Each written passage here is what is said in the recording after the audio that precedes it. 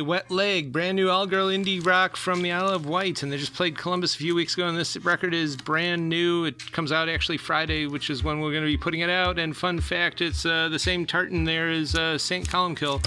And we got a whole bunch of restocks of popular stuff like Sade, Nirvana, William Onyeabor. There's an instant classic, incredible Nigerian electronica 3LP, and William Onyeabor won't really even talk much about his past apparently, but he created some incredible psychedelic funk stuff, and this is like a must-have. Snail Mail, Lindsay, they're playing, I believe this weekend, and Tears for Fears. This is a limited indie record store exclusive green glass vinyl copy, and here's another brick and mortar only record store copy. It's orange vinyl. Got the Pixies back in East Santo, California. They had a huge hit in '75, Tornero, and that's the first track on here.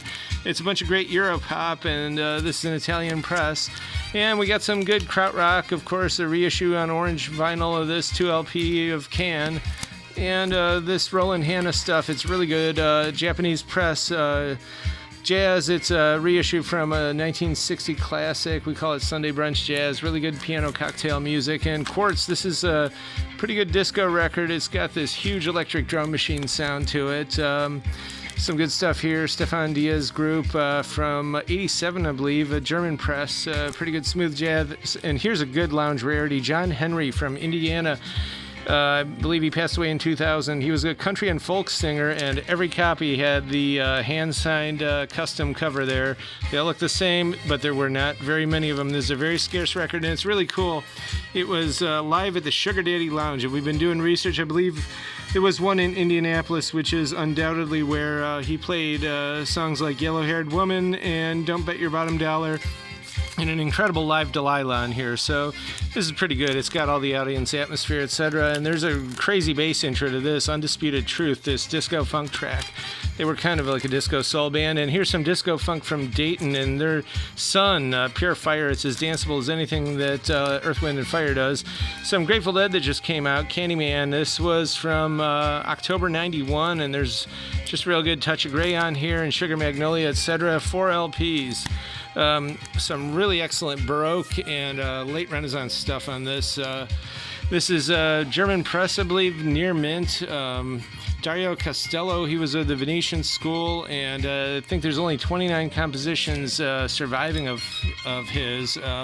He was a really good, interesting composer. Biagio Marini was also, he was a violin virtuoso, but also a very interesting composer, and I think there's only about 14 of his compositions. He was from Brescia. He was in Monteverdi's group. They played Padua, Parma, Ferrara, Brescia, of course, and all over the place. But his transcriptions were so innovative. I believe he was the first one to notate tremolo and do other stuffs like triple stops, etc., etc. But pretty important, good stuff. The new Tool picture discs, there's 2 of them. The new Dinosaur Jr. Purple Ripple vinyl, which is pretty cool. This is a limited edition of this one, Sweeping into Space. And Vixen, one of the best. This is a terrific record. It's terrific everything. Russ Meyer's film.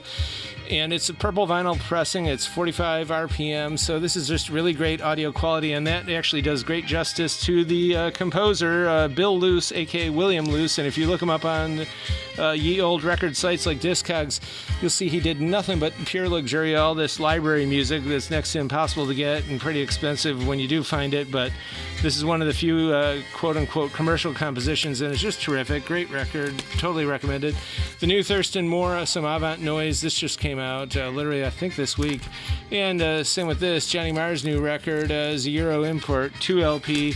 And we also got this great Bardo Pond. It's 78 minutes long. This is silver vinyl, and it's super limited. I believe there were only 473 copies of it made. And it's just great. There's also a big intro here to Gerard Cosley of Matador Records, aka the guy that Rudy's sent a bunch of strudel and stuff to. So check this stuff out. It's pretty good.